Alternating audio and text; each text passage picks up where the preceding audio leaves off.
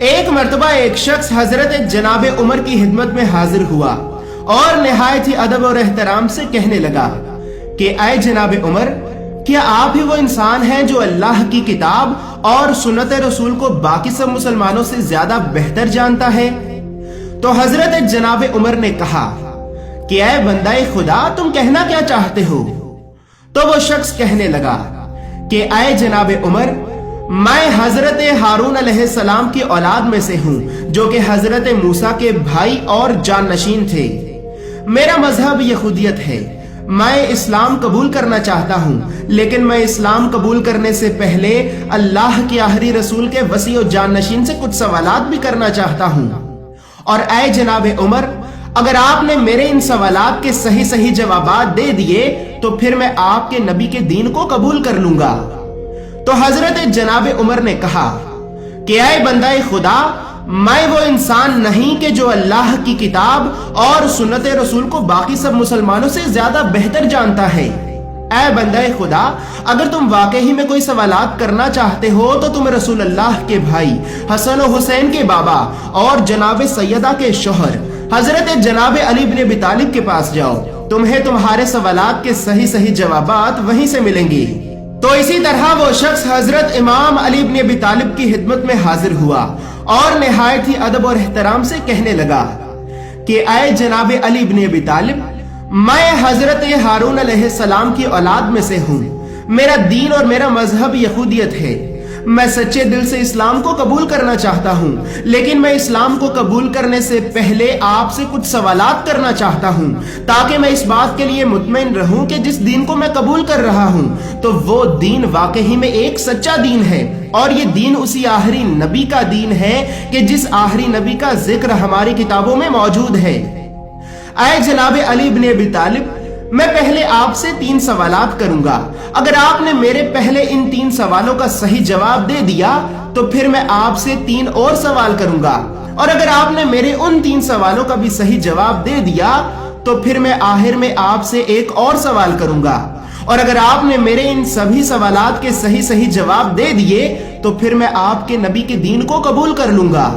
تو حضرت امام علی بن ابی طالب نے فرمایا کہ اے بندہ خدا، تم مجھ سے جو بھی سوال کرنا چاہتے ہو بے شک کرو۔ تو وہ شخص کہنے لگا کہ اے جناب علی بن ابی طالب، میرے پہلے 3 سوالوں میں سے میرا پہلا سوال یہ ہے کہ اس زمین میں سب سے پہلے خون کا قطرہ کس کا گرا؟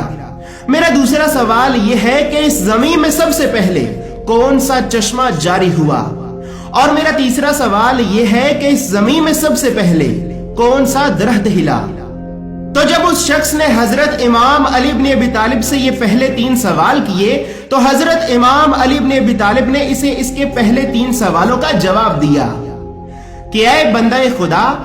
تم یہ سمجھتے ہو کہ اس زمین میں سب سے پہلے آدم کے بیٹے حابیل کے خون کا قطرہ گرا، جبکہ یہ بات غلط ہے۔ اے بندہ خدا، اس زمین میں جب حضرت جناب حوا نے پہلی مرتبہ اپنے فرزند کو جنم دیا تھا تو اس وقت حضرت جناب حوا کے خون نفاس کا پہلا قطرہ گرا، اور وہی خون کا قطرہ اس زمین میں سب سے پہلے گرا۔ اور تم یہ سمجھتے ہو کہ اس زمین میں سب سے پہلا چشمہ بیت المقدس سے جاری ہوا، جبکہ یہ بات بھی غلط ہے۔ اے بندہ خدا، اس زمین میں سب سے پہلا چشمہ آب حیات سے جاری ہوا، اور آب حیات ایک ایسا چشمہ ہے کہ اگر کوئی شخص صرف ایک مرتبہ اس چشمے سے پانی پی لے تو اسے قیامت تک موت نہیں آئے گی۔ اور اے بندہ خدا، تم یہ سمجھتے ہو کہ اس زمین میں سب سے پہلے وہ درخت ہلا تھا کہ جس درخت کی لکڑی سے حضرت نوح علیہ السلام نے اپنی کشتی بنائی تھی، حالانکہ یہ بات بھی غلط ہے۔ اے بندہ خدا، اس زمین میں سب سے پہلے اجوا کھجور کا درخت ہلا، اور کھجور کی تمام نسلیں اسی اجوا کھجور کے درخت سے ہی پیدا ہوئیں۔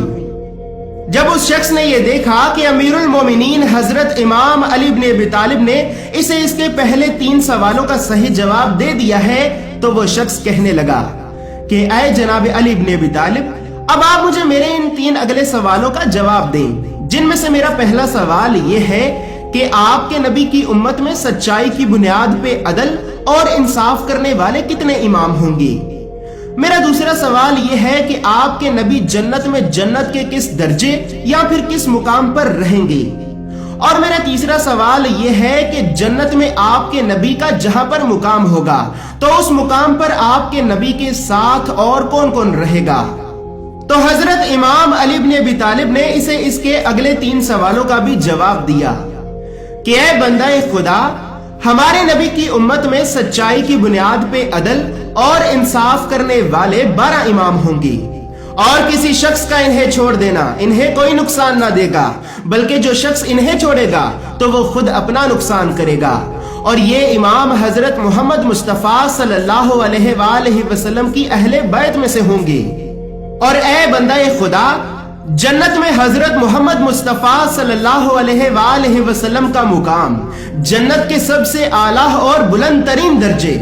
جنت عدن میں ہوگا، اور جنت عدن میں آپ کے ساتھ آپ کی اہل بیت میں سے 12 امام رہیں گے۔ اسی طرح اس شخص نے حضرت امام علی بن ابی طالب سے اپنا آخری سوال کیا کہ اے جناب علی بن ابی طالب،